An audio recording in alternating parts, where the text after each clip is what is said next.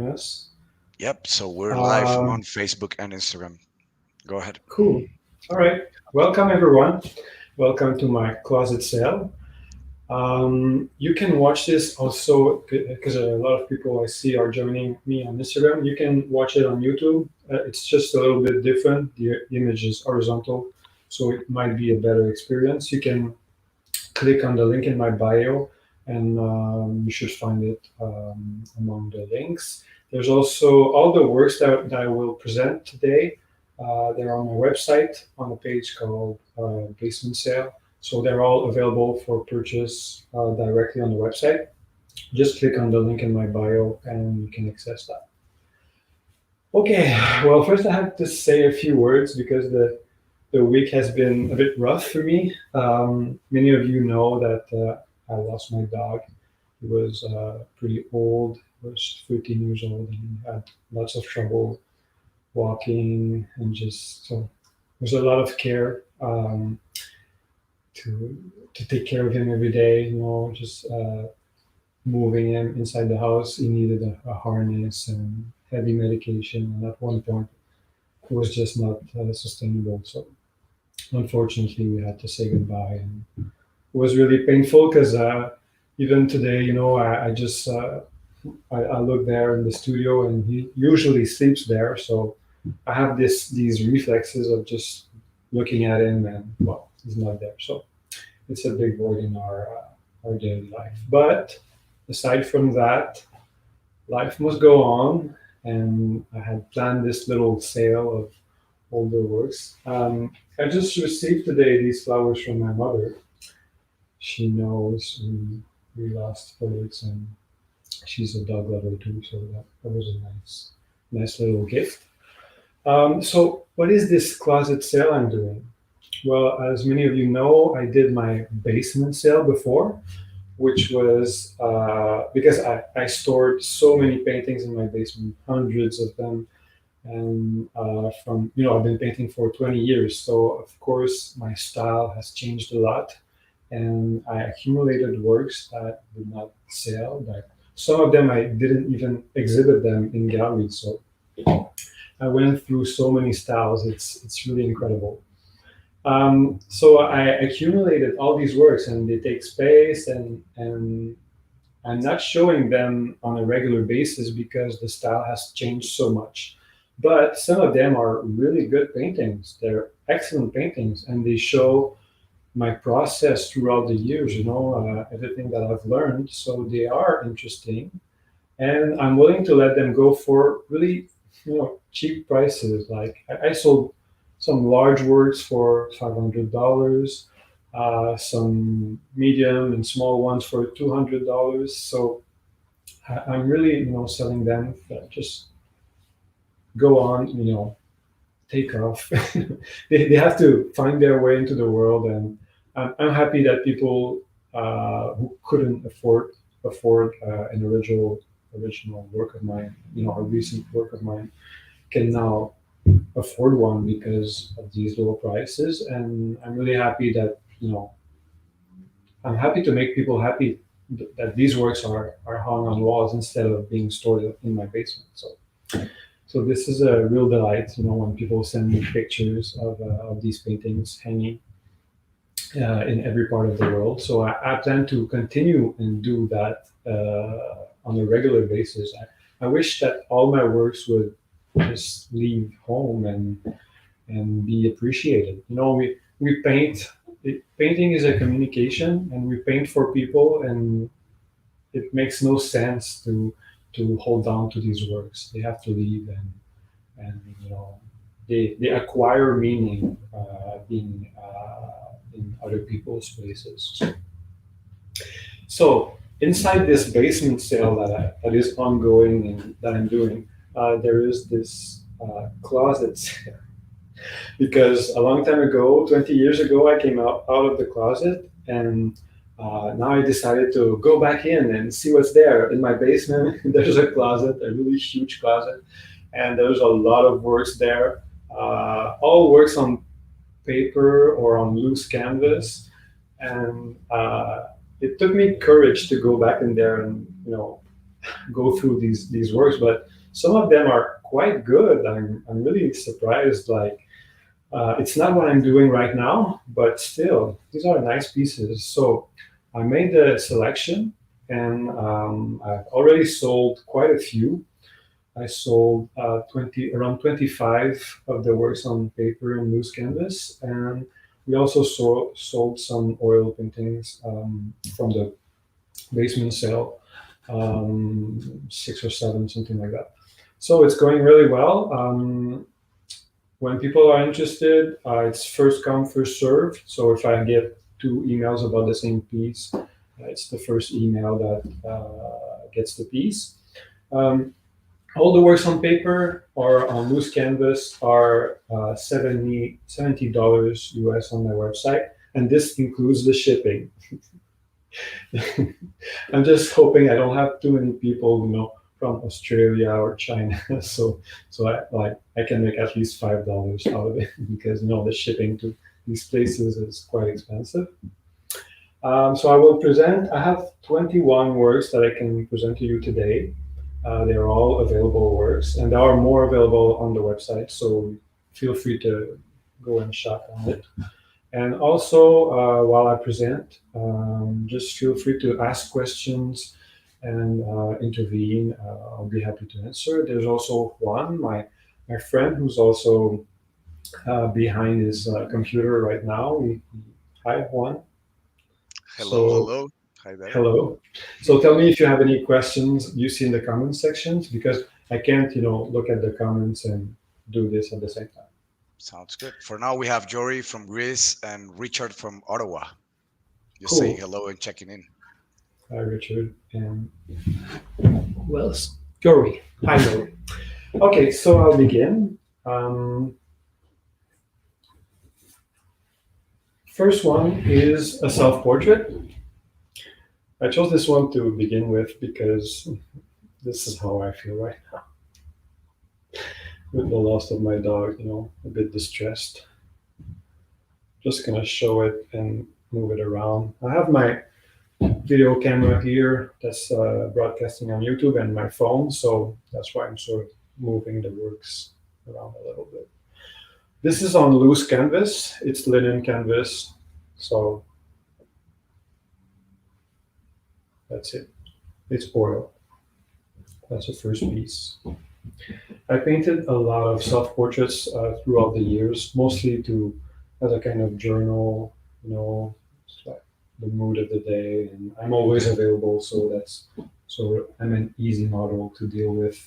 And I don't cost a lot, so it's been a habit for some years now to paint self-portraits, and so you can see throughout my self-portraits how my style has changed a bit like Rembrandt self-portraits. You can see how his style evolved over the years.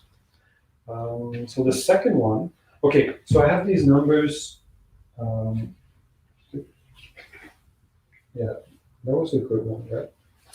I have these numbers for Instagram just so I can identify the works.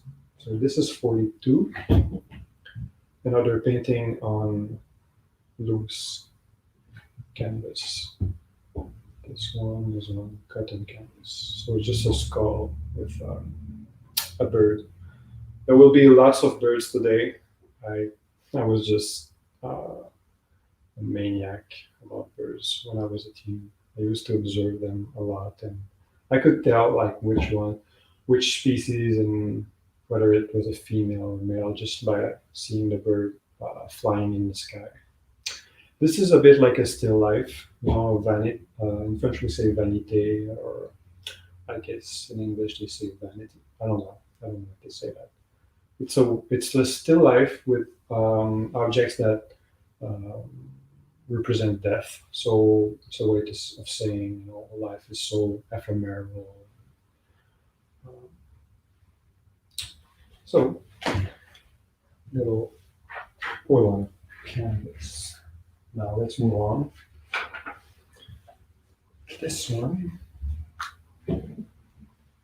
number 46, also on canvas. This is a study for a larger work that I wanted to paint and that I did not paint.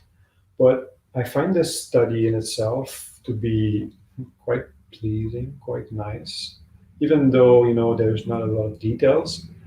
Uh, it's a Pieta, so but with two men, and here there is my late dog Socrates. So maybe I should have painted that work large, right? Because I used to do this a lot, um, just to paint a small version of a larger piece that I intended to paint and see if the composition was right, if the colors felt good. So that's why I chose this one. I think it's a good example of that. Moving on, I'm gonna take these off because it's just too annoying. I wanted to do like these auction houses, like Sotheby's, and present the works, but it's just too annoying for me.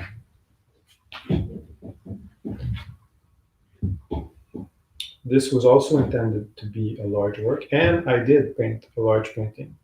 It's a 4 by 4 feet painting, and this is the study for it. In French, we say pochade. So it's basically composition, and these works, I would be really puzzled to tell you, what's the meaning because it's been so long.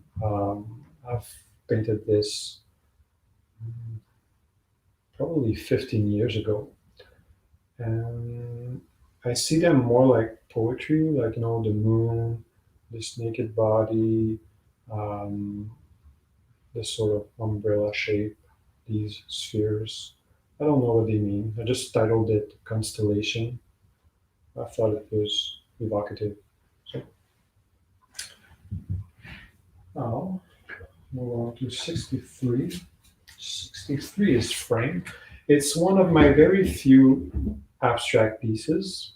There are only a few of these still alive because I destroyed a lot of them previously. But this one, it's a square shape also, which is unusual because I tend to avoid squares because it's so stable. It's not very dynamic as a size. But then this one I find really dynamic because of the brush stroke.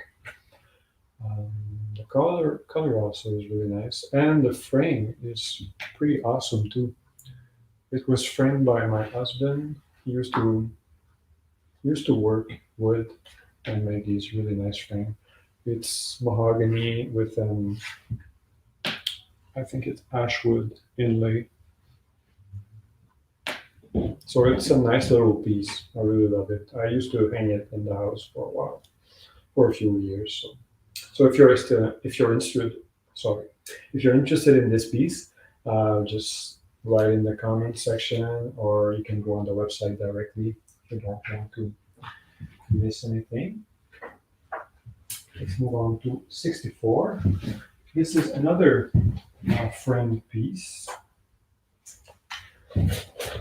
This one was part of my series on A Midsummer Night's Dream. It's a series that I showed in Quebec City in 2010, and there were all sorts of fairies and joyful, colorful, naked bodies, animal, animal-headed characters. So I still have a few paintings, but this is one of the last watercolors, which is framed, and the frame was also built by my husband, and it's all gilded with gold leaf with a dark blue background, which I find really good. It's sort of a classic contrast of gold and blue, very French.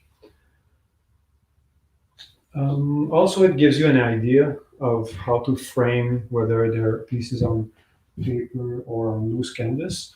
You can frame them in a sort of box like this. Well, this one is not very deep, but you see there's nothing overlapping the paper or the canvas. It's just floating, and I think there's foam core behind, yeah, to give it to make it pop a little bit, but basically nothing touches the paper or the canvas. It's behind plexiglass, so it can be shipped anywhere in the world.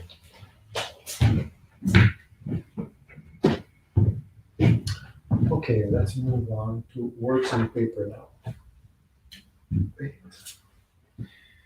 So the birds begin. Number three. This one I find really, really nice.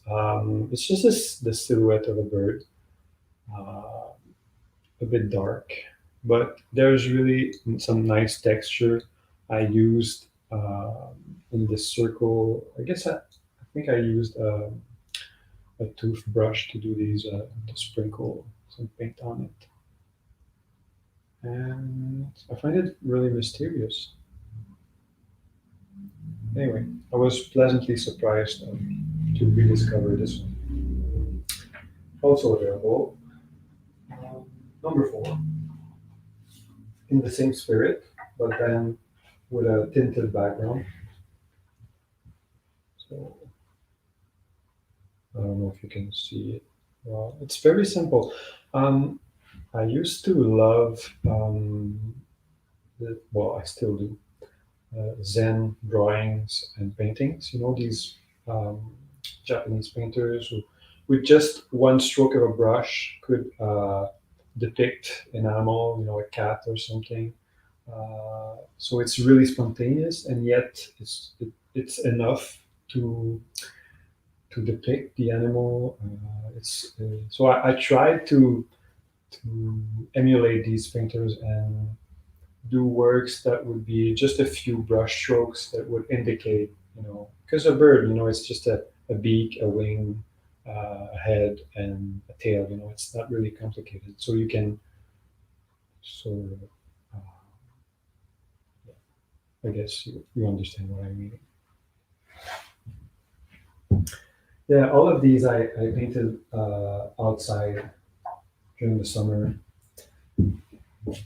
I used to hear the bird singing, and I was just flowing watercolor and then carving a bird inside of it. It was really fun to do, just like this one, which is quite dynamic. Now I used to just mix watercolor, throw it on the paper, and then um,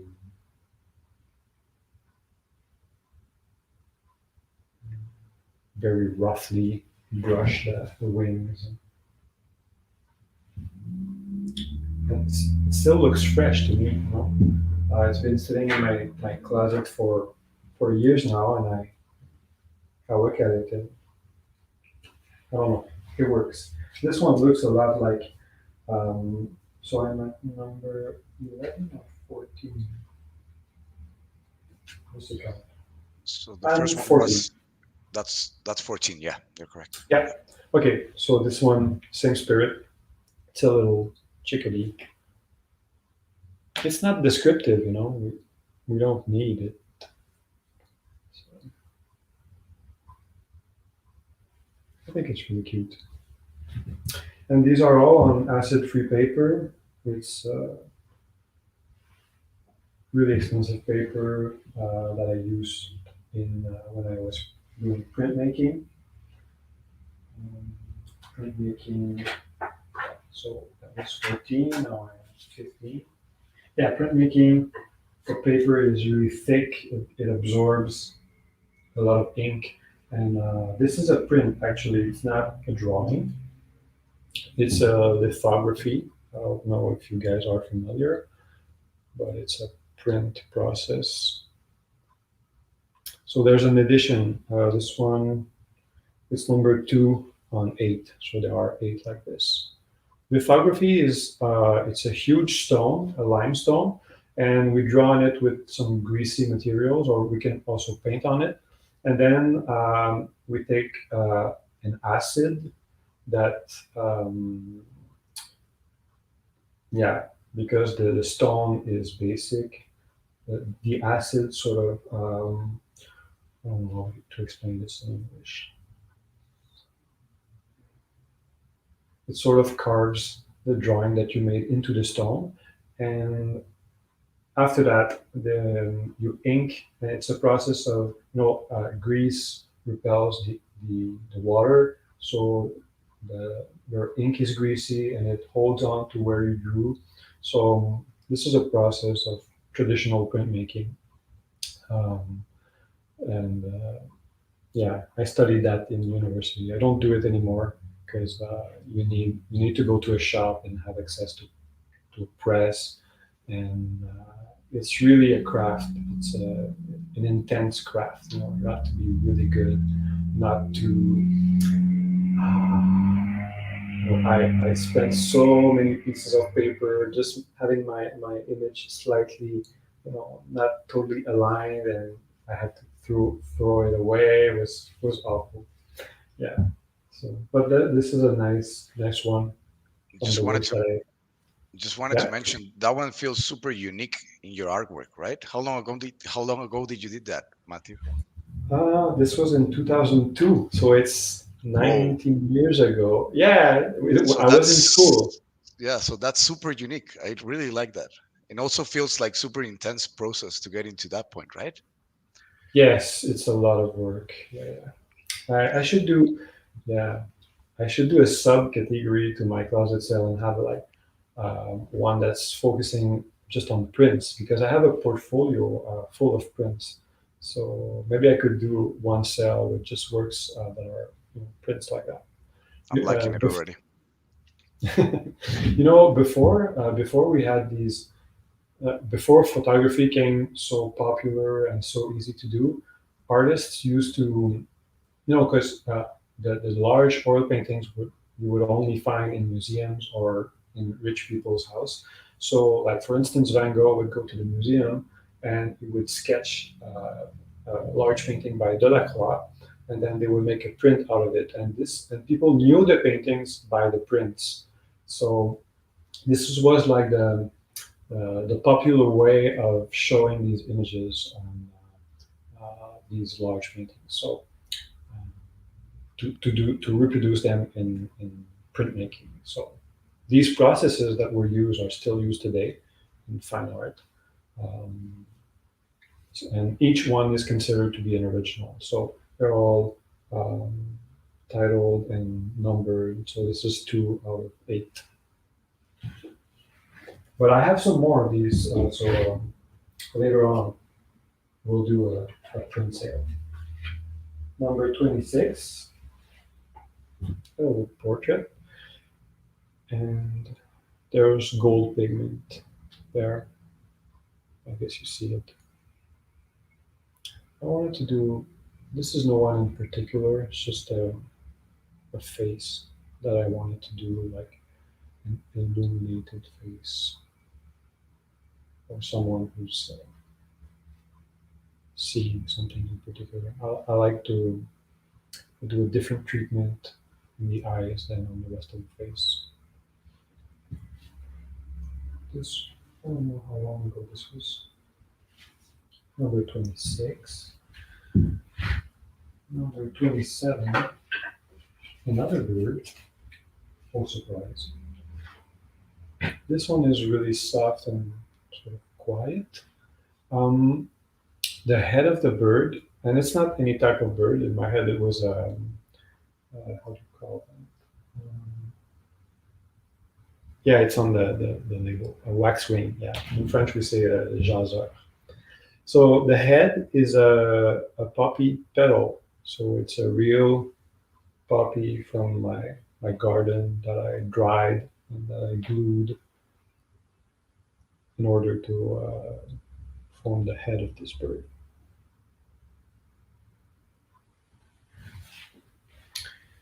Really soft. Another one. I think I lost count. Yeah, we're going to 29. Okay, this is Yep, 29. 29. Yeah, bird and hole. Ah, so another sketch of a bird. And the form there is also a gold leaf. So I don't know if you're familiar with gold leaf, but it's a really thin layer of gold, or sometimes it's a mix of copper and other metals. And it just with the static, you can move it around, and it's really, really, really thin, like it's a super thin layer. It's used to gild sculptures, frames, and these birds. If you're interested, I made a selection, but I have dozens of them. No, I was just spending afternoons painting outside these birds. Number 30, another one. This one I chose it because I like how it dissolves in its own shadow in a way. It's very abstract, but still we see the bird and its shape.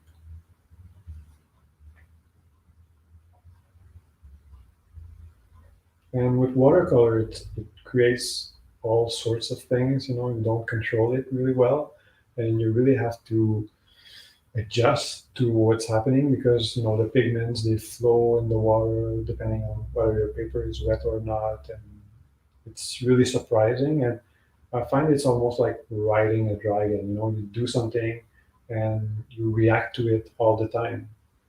This is how I created these pieces.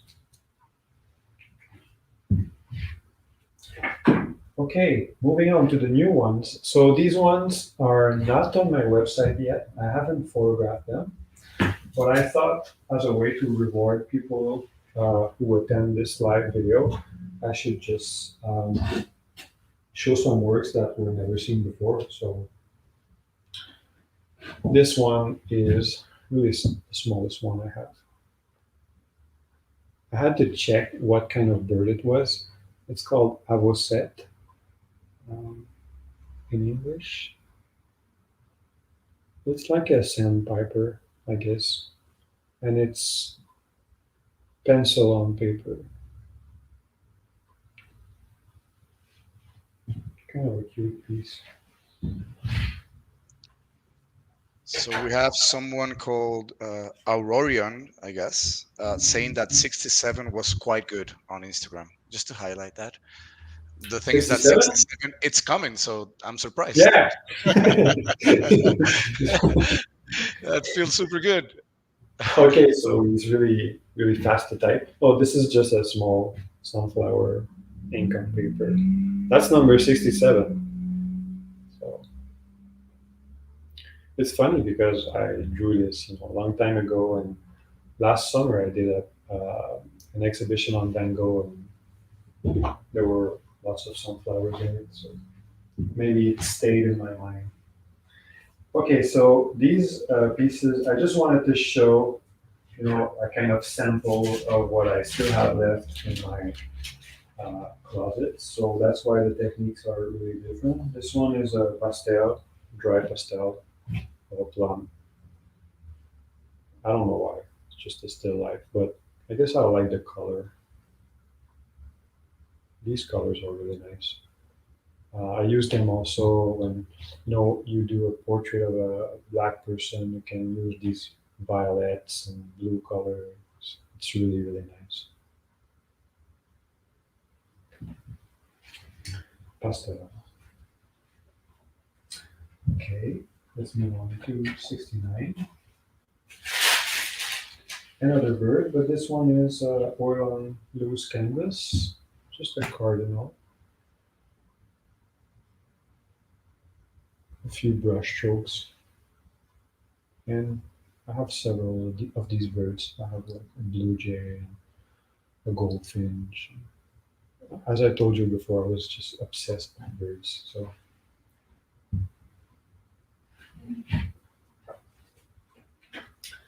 70 portrait, ink portrait, and there's a bit of Japanese paper that was glued there. We call it shinkoli. I think in English you use a French word. It's basically a piece of thinner, translucent paper that is glued onto another one. So now you have the bluish, uh, black and gray here, in contrast with the yellow, which becomes a bit greenish in the transparency.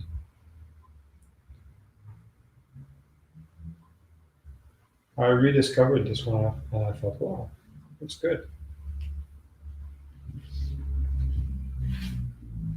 Also, it's what's fascinating with Japanese paper is that it's really thin, but it's really resistant because it's absolutely not the same process as Western paper. Western paper is wood pulp, so it's really small fibers that are compressed together. In Japanese paper, a, it's really long fibers that come from a certain type of bush, and I think it's the bark that they use. I'm not sure, but so it's really long fibers, so that makes a much stronger paper, which can be a lot thinner and still be resistant. That's why they have in Japanese houses they have walls made of these paper of this paper, and it's used a lot in printmaking and uh, to create sort of transparency effects. And the last one, number 71, I think it's my favorite. It's watercolor on Japanese paper, sort of grayish Japanese paper. It's a self portrait with a blue jay. Um, and I just think it's really mysterious. When I looked at it, I thought, yeah, this really works. This, after all these years, it still has a sort of, it commands sort of, it has a sort of power in the gaze and the washed away and the unfinished quality of it. I don't know. This is a piece. If it doesn't sell, I think I'm gonna frame it and hang it in my house. So that's it. That was number 71. That's it for today. As I told you before, I still have quite a lot of pieces available on my website, so you can shop there. If something grabs your attention, you like it, the prices are really low, and I'm just happy to have them find a new home. And I will have some other sales in the future because I have lots of these birds and these watercolors, and I'll be happy to show them to you. Do you have any questions? If you do, just write them in the comment sections. And what else can I say? Thank you so much for following me. It's been really helpful. All of you guys who commented on the death of my dog this week, it has been really helpful to read all these messages of sympathy and all these. Some people wrote to me like really long emails about the story of their dog. It was comforting to know that I'm not alone. We're not alone in this. Um, I will finish this video. Any questions, you can write them down. Any comments, I'm happy to answer. And just thank you for following me and for being interested in these works. I was just blown away by the mini sales this week and by the interest of people. And I'm just happy. It's like a dream come true. Thank you. Bye. Thank you, Juan, for assisting me also. My pleasure. My pleasure, Matt.